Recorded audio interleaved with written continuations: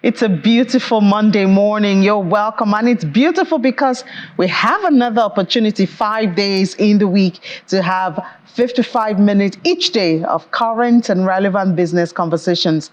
And more importantly, to make some money. You're welcome to Business Morning. I'm Ini John Mekwa. We head straight into business this Monday morning, starting with what's going on in the global oil space. Prices eased on Monday as a stronger dollar and economic concerns in China weighed on fuel demand outlook, although Brent held above $90 a barrel, supported by tightening supplies after Saudi Arabia and Russia extended supply cuts.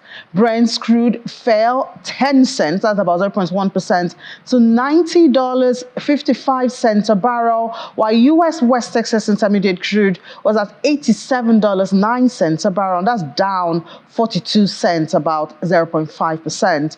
Oil prices have gained in the past 2 consecutive weeks, with the Brent settling at its highest since November on Friday, after Saudi Arabia and Russia announced last week that they will extend voluntary supply cuts of a combined 1.3 million barrels a day until the end of the year. The International Energy Agency and the Organization of Petroleum Exporting Countries, that's OPEC, are due to release their monthly reports this week. And any sign of strong demand will likely push oil prices higher. In the United States, producers added an oil rig last week for the first time since June. This is captured in Baker Hughes' weekly report. But the total count was still down 127, which is about 17% below this time last year. Edible oil now. Malaysian palm oil futures fell for the 6th consecutive day on Monday as market participants anticipate data from the Malaysian Palm Oil Board to reveal an increase in inventories in the world's second biggest producer of oil. The benchmark palm oil contract for November delivery on the Bursa Malaysia Derivatives Exchange lost 8 ringgit. That's about 0.21% to 3,822 ringgit. Approximately $817 per metric ton.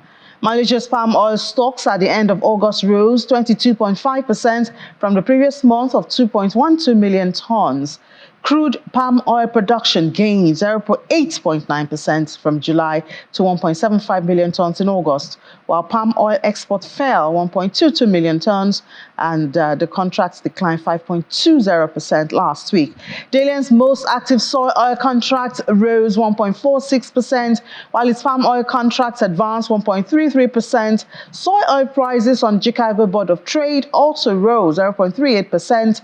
Exports of Malaysian palm oil products for September the 1st till the 10th was down 11.2% to 350,823 metric tons from 395,145 metric tons shipped during August the 1st to the 10th period. And India's palm oil imports are set to jump 26 cents to a record high in the 2022-2023 year ending on October the 31st. As recovering consumption and competitive prices prompt refiners to increase purchases, which is the country's top palm oil buyer last week. Away from oil now to grains. Chicago wheat lost ground on Monday, trading close to last session's 14-week low on pressure from abundant supplies from top exporter Russia and lack of demand for U.S. cargoes. Corn eased while soybeans ticked higher, with the traders waiting for updated crop estimates from the U.S. government on Tuesday. The most active wheat contract on the Chicago Board of Trade gave up 0.2% to $5.94 for 3/4 of a bushel, after falling to $5.90 for half of a bushel on Friday, the lowest since May the 31st. Soybeans were up 0.4% higher at $13.68 for 3/4 of a bushel, while corn lost 0.1% to $4.83 for 1/4 of a bushel. Bumper Russia exports and weak overseas demand for U.S. wheat supplies continue to weigh on prices. The European Union castigated Russia on Saturday for pulling out of the Black Sea grain deal, but Russia demanded that its condition be met. And Turkey's president has said any initiative on the deal that isolated Russia would likely fail.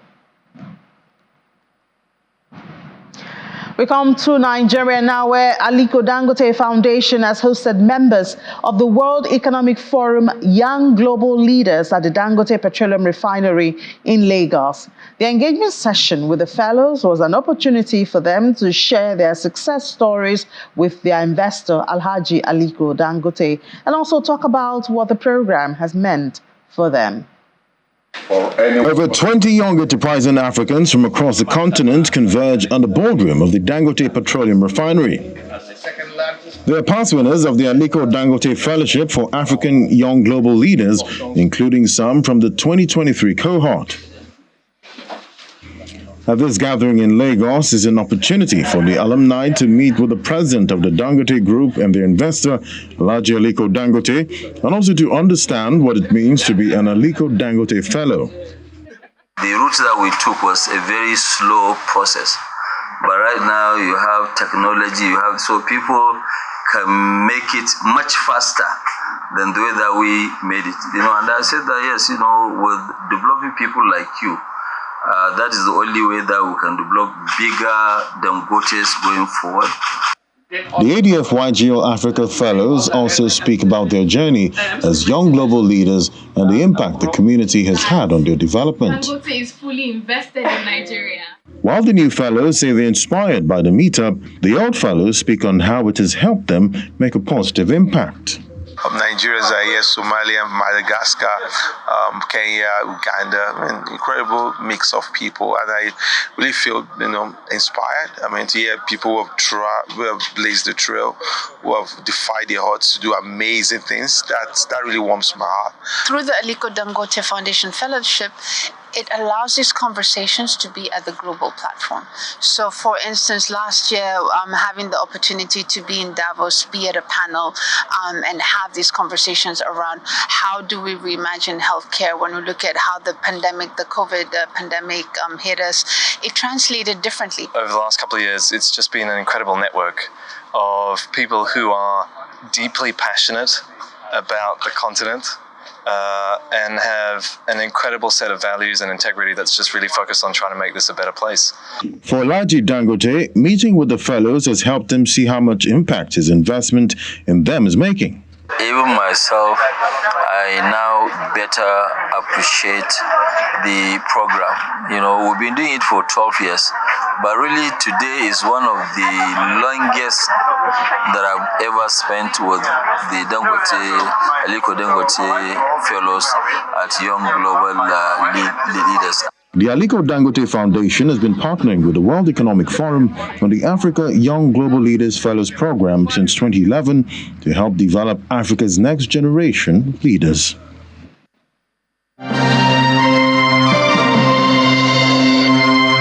Talking about giving back to the society there with Alhaji Dangote.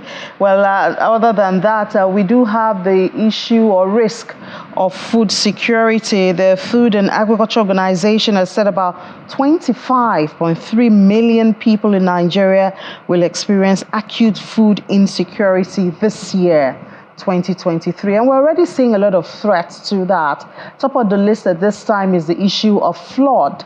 And we see climate change dominating a lot of conversations, even in the just concluded G20 summit in India. Obviously, climate change is was a top of what they were talking about. And then when we come to Nigeria, obviously the issue of flood. Lives have been lost, properties have been lost, farmlands have been lost, and we do have other risks there. So how do we de-risk the agribusiness in Nigeria and look at investment opportunity? Who else to talk about this but the principal manager of AgriValue with the Nigeria Incentive-Based Risk-Sharing System, Agricultural Lending, a mouthful, so we can just say Nersal. He's here in the studio joining us. Mr. Akiola Bayewu. Good morning, Mr. Bayewu. Good morning. So I guess you've been in the best position to talk about this issue of de-risking, but it seems that security was, I think, as a last year, the top risk to agriculture and farming. But at this time, we're talking more about flood. I wonder if, from your observation in Nersal, if the issue of security has been handled, even if to an extent. So the issue of security continues to be handled. It's something that the government is already working on. We also have the issue of flood that has happened because of climate change. A lot has been happening, desertification and the rest of that. And a lot of work is being done to reduce the impact of climate change, right? The beauty of it is that Nigeria is such a wide country, and we still have opportunity to expand beyond what we already do and to the areas where the flood is already affecting.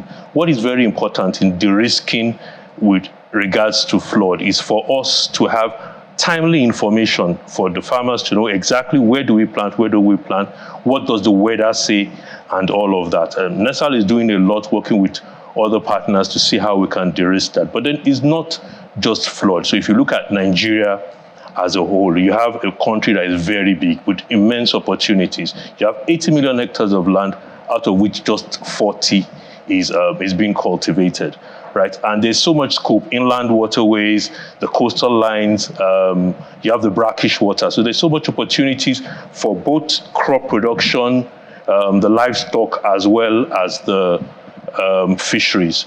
Now, why haven't we been able to take advantage of what our country offers us?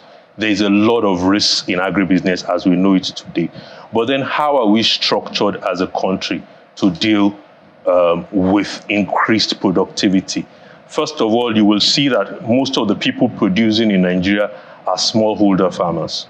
And they are scattered all over the country, so that though the government has a lot of intervention that they want to do, to reach those smallholder farmers becomes a bit difficult. So you have somebody planting tomatoes here, the next person planting maize, and the next person planting what have you in the next place. Now, for us to be able to do that, what NESAL has done is to try to structure all of them into what we call agro-geo cooperatives, so that you have all of them within a certain area being able to do one thing, having a fixed market, us bringing them together in a structured form. What that does is that when there is an intervention to de-risk, it can go to them. Quality inputs can go to all of them within the same area. Logistics can come to them. So what we've done is to build a platform. We'll be working extensively over the last couple of years to see that that platform is built. And then we can use that platform to attract investments. I mean, there are other things that we still have to deal with to bring investments, but the agro-geo cooperatives, bringing all of them together in clusters, provides that platform to bring in investment. So if I want to bring in, say, a mechanization, for instance, if I already have a captive market for that, then I can make a business case for investments to come and de-risk the value chain through that end. That also gives us the opportunity to create financial identity for farmers and all the people within that space. So when we do that, we can then say, this has happened, logistics can come, because they're not scattered all over the place, logistics can come into it. Extension services, with a little help, can reach more people because we've kept them together, right? And then we can then also have access to market.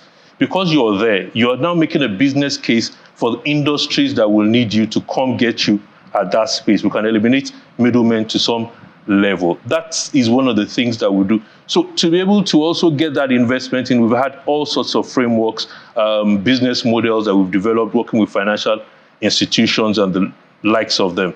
One of those is the mechanization financing framework, right? Like I said earlier, we have about 80 million hectares of land, we've cultivated 40.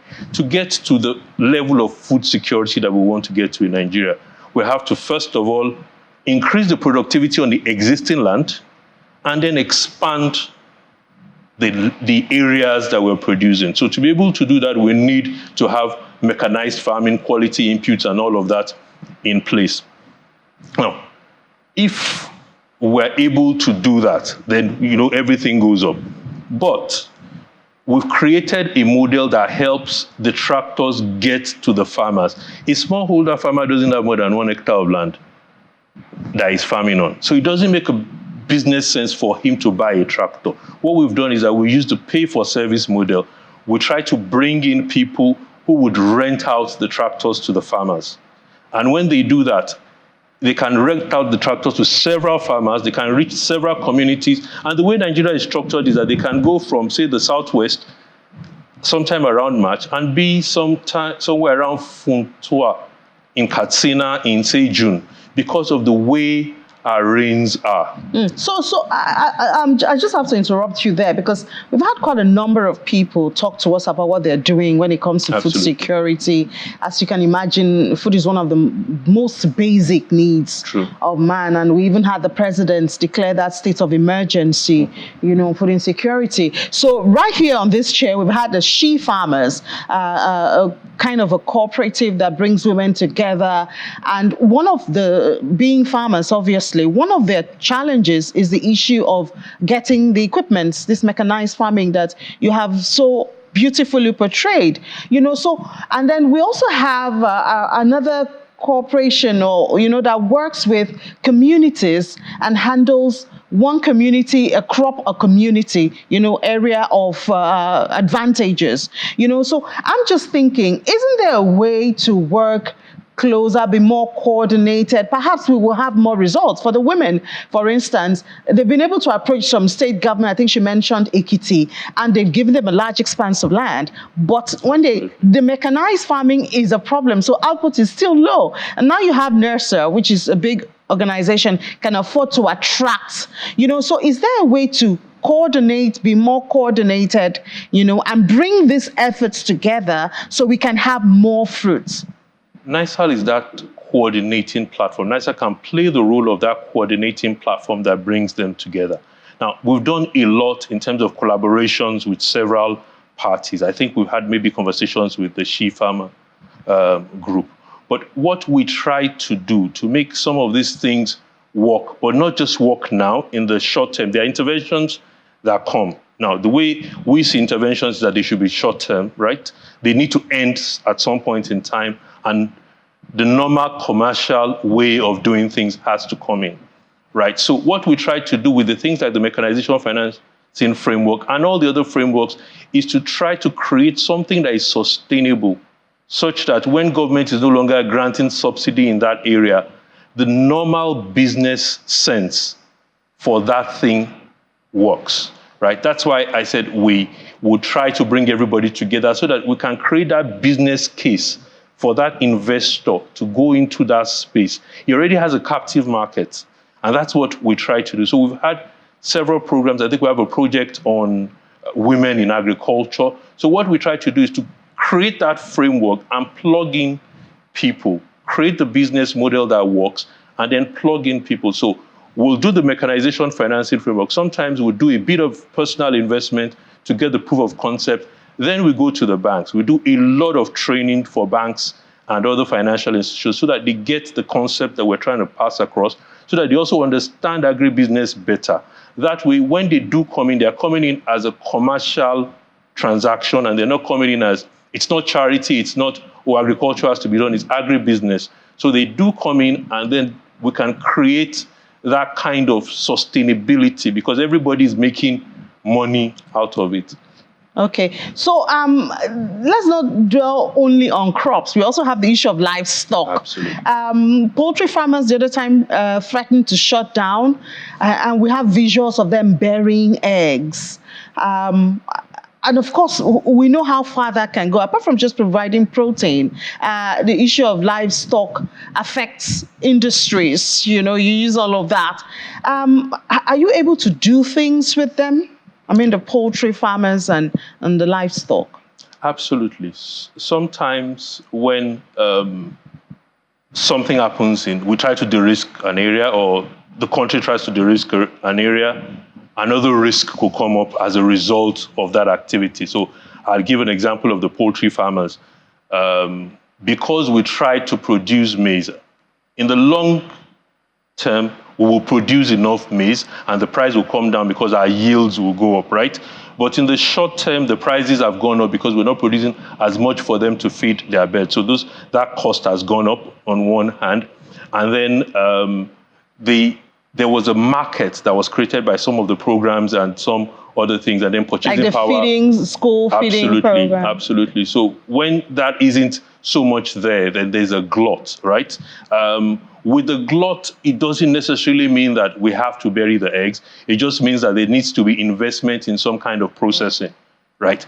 And so what NISA will try to do is to find those who would invest in processing, like the egg powder. I know that there's a project somewhere around Ondo State, Akure, that they're working on currently, and we're in talks with them right now. So we'll try to find a way that will take that the excess eggs, and turn them into egg powder, which can keep the shelf life is there. We can export as we begin to improve our quality. So I guess the egg powder processing is at the primary stage, because yes. It seems a lot of farmers have not adopted it yet. Absolutely. But those are the kind of things that would help de-risk. So we'll de-risk from an individual business standpoint, and then we'll de-risk from a systemic standpoint by directing some strategic investment that helps solve that problem. It's always important for us to look at, our approach at NISAL is to look at things from the value chain point of view, so that when we're bringing in the investment are coming in to that value chain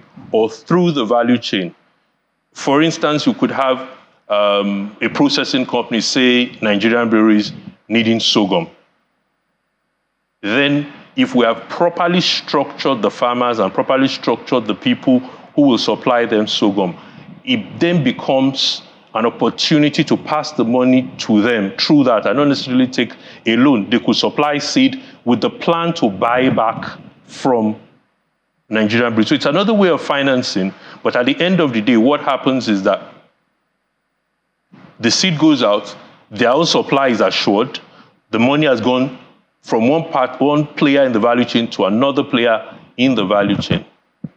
Or we create players to join the value chain if it becomes necessary. Okay, so with all of these efforts, what would be your reaction to this number that the Food and Agriculture has given, that more than 20 million Nigerians, will have acute food insecurity this year? And we're in September already. Have we overcome it? Can we overcome it?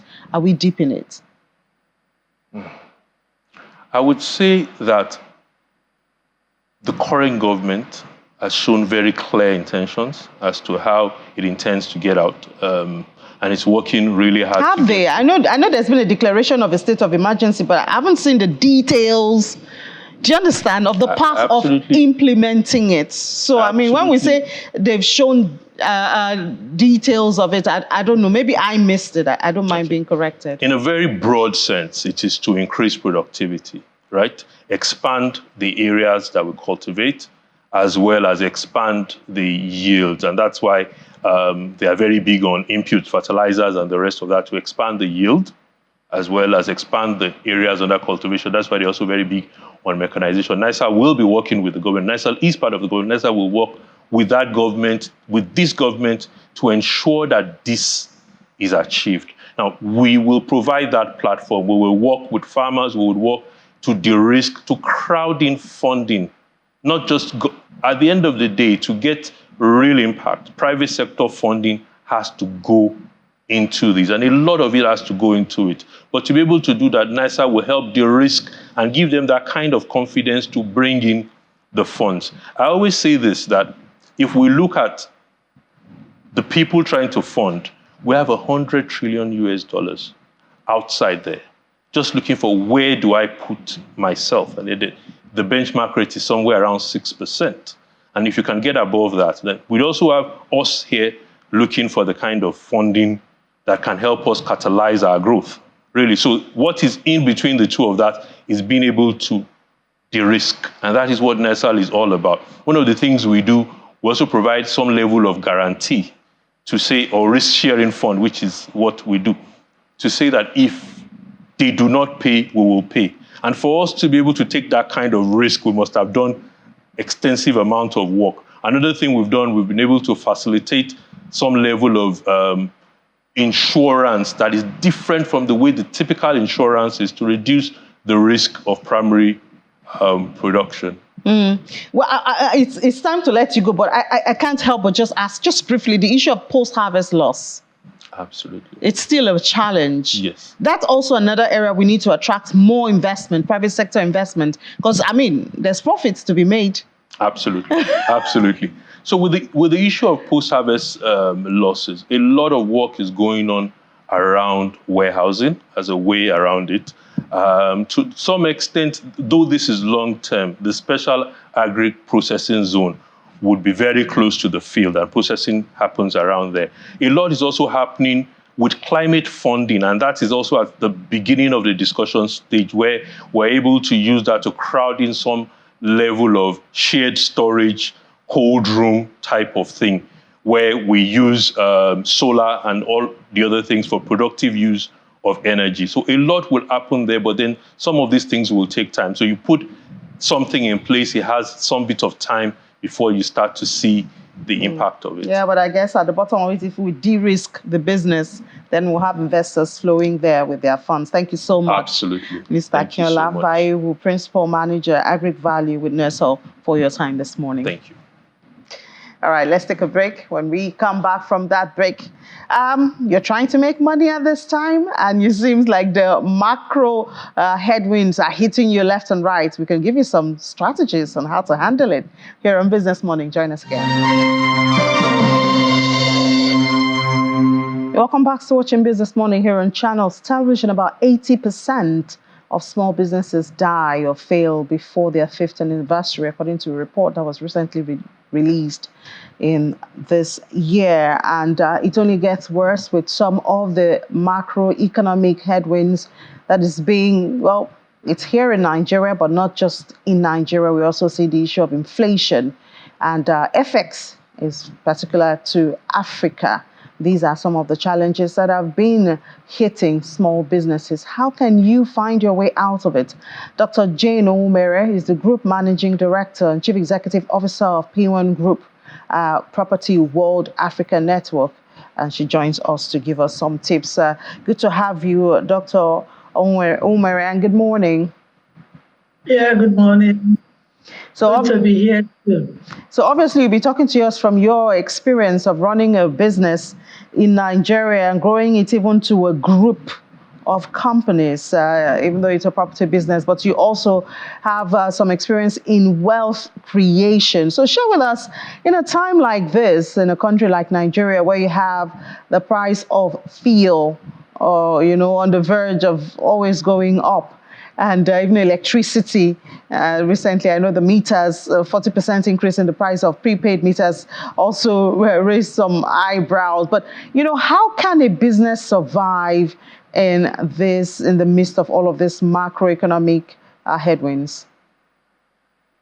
Okay, good morning once more. Good morning, everybody. I'm already introduced, but I'll still go ahead to introduce myself. My name is Jane Obioma Onwumere. I'm the Group Managing Director of P1 Group. P1 is a small business that started about 11 years ago.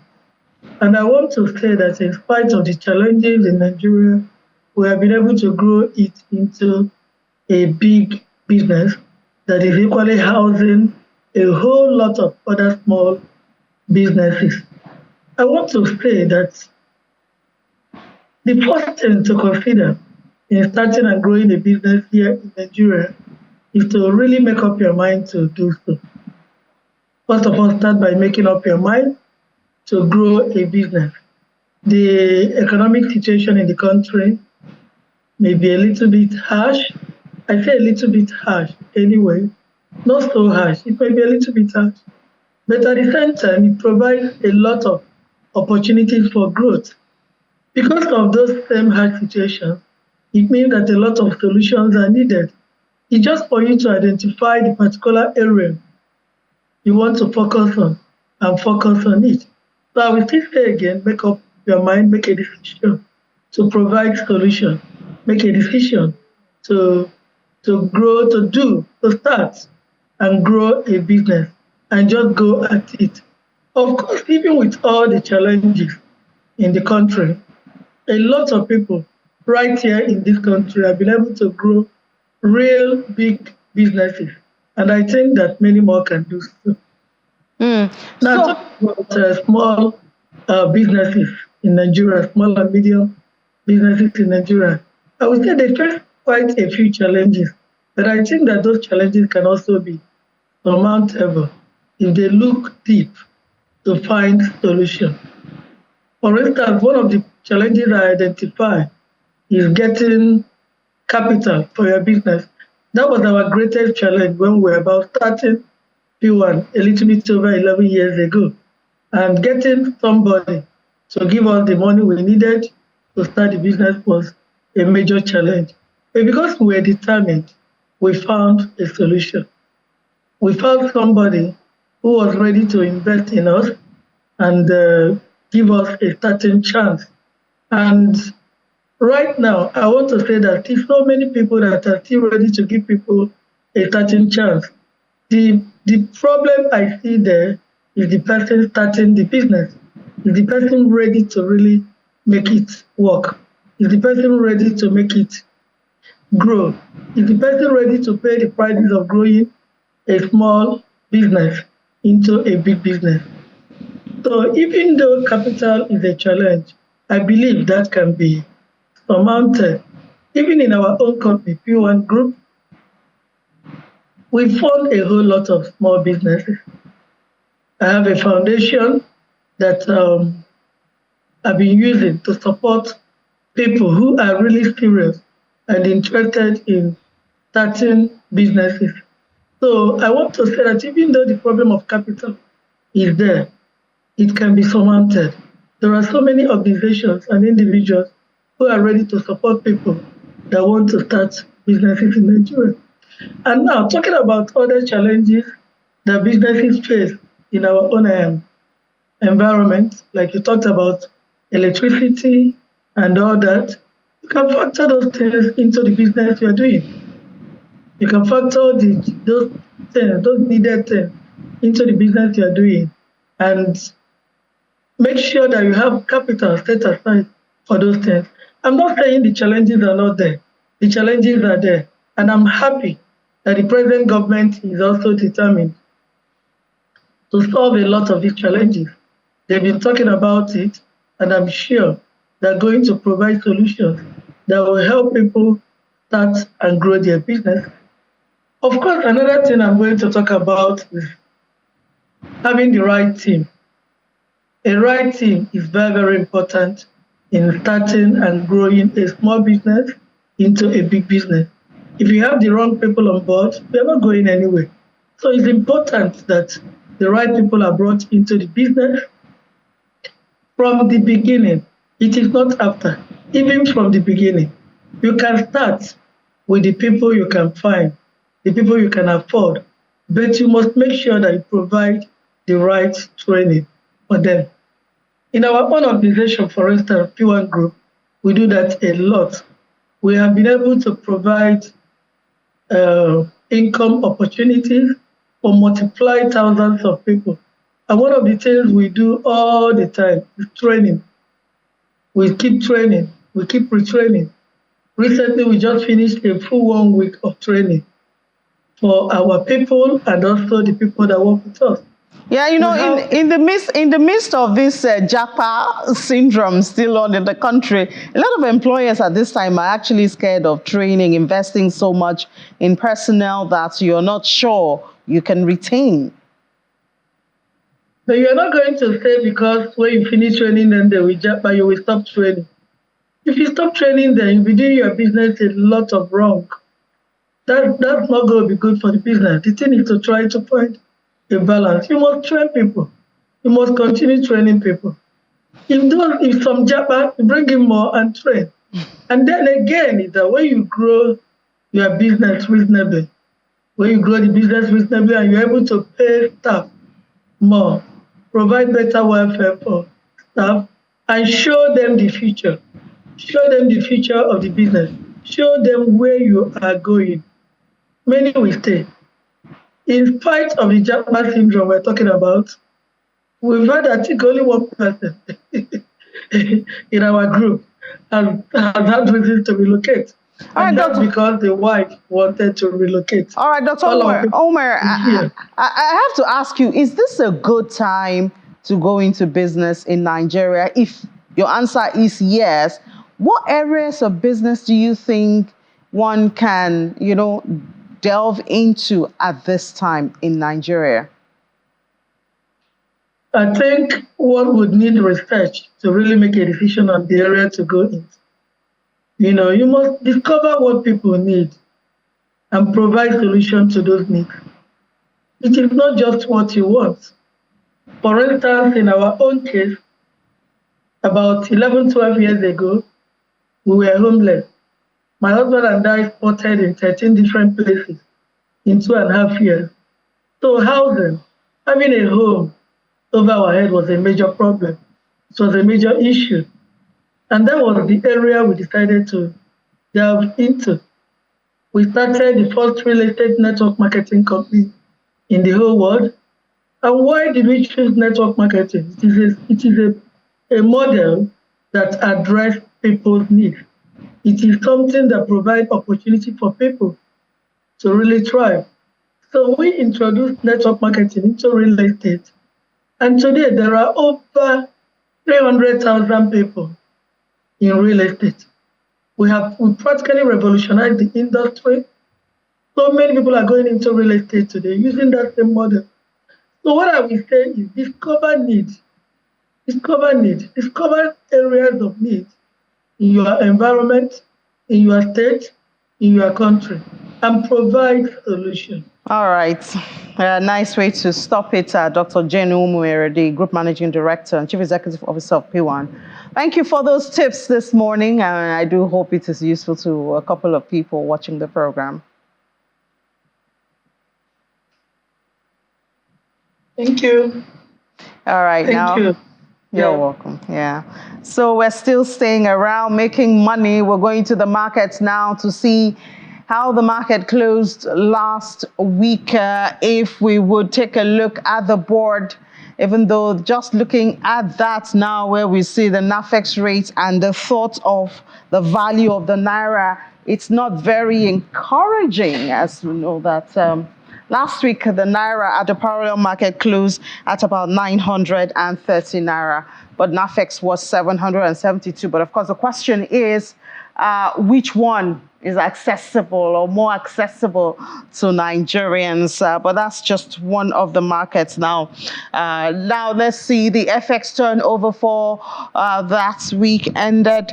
We see a total here of weekly transaction of $445.58 million. FX spots, we see had a positive change there, 550%. The forwards was much lower than that. OTC and ETD were like almost non-existent there.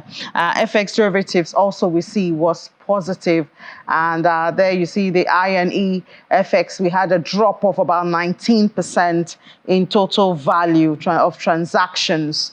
Right there. Let's go to the other markets and see what we have there. There you see the stock, the equities market. It's been a very positive one, for the stock. Even when there was profit taking, the overall sentiment still remained positive. But of course, you always expect that there'll be profit taking after a huge gain there. So the all-share index last week did very good. Almost 1% up. We celebrated the 68 shortly after celebrating the 67, the equity cap at 37, crossing that 36 trillion Naira right there. We see volume and value positive. It was a positive week altogether, and I guess it might still remain that way, at least for now. Investor sentiment still really positive towards the markets in Nigeria. As we saw there during the President Tinubu's visit in India, a lot of investors, President Biden and others, they've expressed their agreement with the line he's towing when it comes to economic policies. But of course, we do hope to see the fruit, because if we're excited about the policies and we do not see the implementation and the benefit that we hope to see, then, the interest will win. So we do hope to see that real soon. Banking, the most liquid, was up more than 5%, 5.55%. Consumer goods, as we know, that move by Dangote Sugar merging with Nascon and Dangote Rice to make Dangote Food has been moving this counter for, I think, more than about 2 weeks now. Fine, of course, there'll be profit taken, as I always say, but generally that combination, Dangote Sugar, has really been moving the consumer goods counter for a while. Industrial goods dropped 0.49%. Insurance is also an area of interest at this time. It would really be nice to drill down on what's driving investor sentiment. I mean, a lot of the insurance stocks might be called penny stocks, not a whole lot of interest to investors. But in recent times, with the boom going on at the NGX, we've seen investors turn their attention to insurance. And last week, it was up 2.94%. And the goodies of oil subsidy in oil and gas seems to be waning. That's why we've seen oil and gas either quiet or negative, and all of that. That's oil and gas was down 0.12%. And the top trades for the week, oil and gas, mostly profit taking there. Fidelity Bank and UBA, those banking counters driving, banking stocks driving. Remember the Fugas, the big guys, FCMB, UBA, Wema Bank and Access. Those are the figures. And GTCO, obviously, they are the ones mostly moving the markets. Those are the high-powered stocks. So top gainers for the week, we saw CWG. Tantalizers is also another stock of interest. In recent times, we've seen Tantalizers catch the attention. And how many of us actually go there to buy one or two things? Well, investors are remembering Tantalizers. Oh, and we told you about that before. How is moving the market. Let's go to the next slide there. The top losers, Chalarams, Cornerstone Insurance, and Console Hall, the top losers there for the week. This is the other market, the smaller market, unlisted market. The NSI was up 0.61% at 796.04 point. Market cap has retained at least that 1 trillion naira. We've seen that for some time now. A place of comfort for the NASD. The volume last week did well. Was down almost 1% there. 98.56%. Value also dropped and deals, and the stocks traded with 12. Can we just see the fixed income market and see some numbers there? This top trades for the NASD.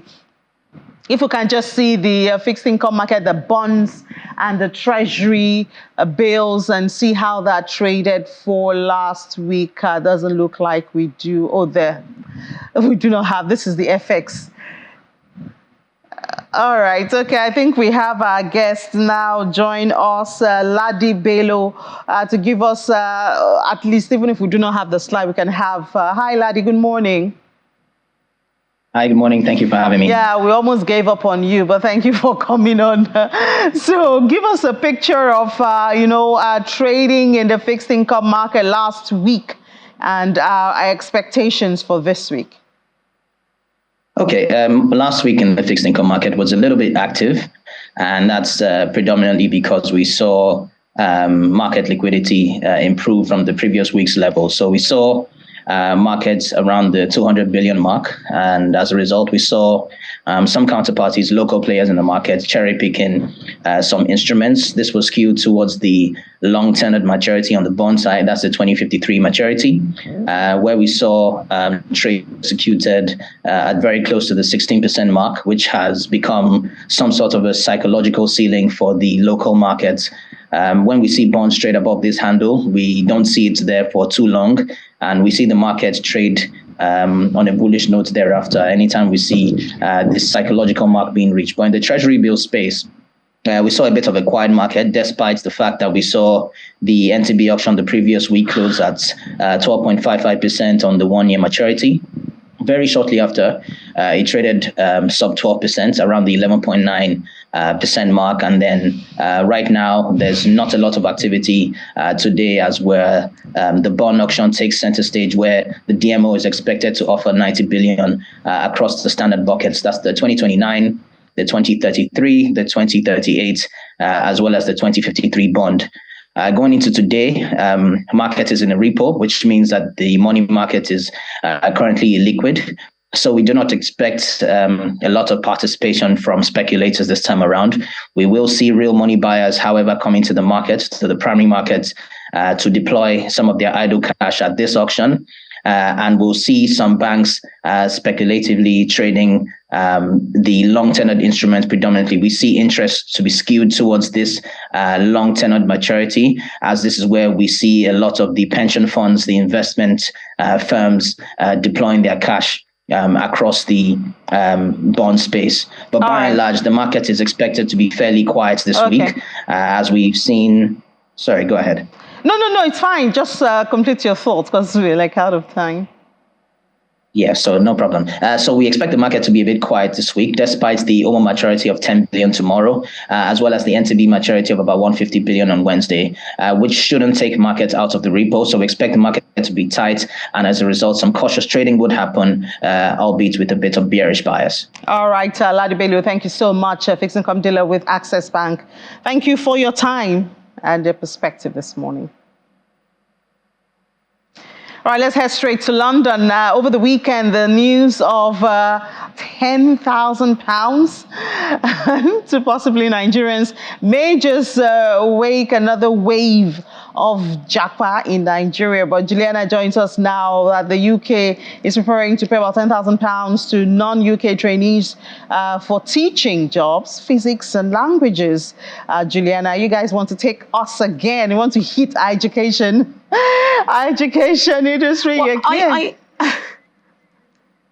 Good morning, Annie. Sorry to interject there. I should have let you finish your thoughts. But I've got to say, this isn't a new story.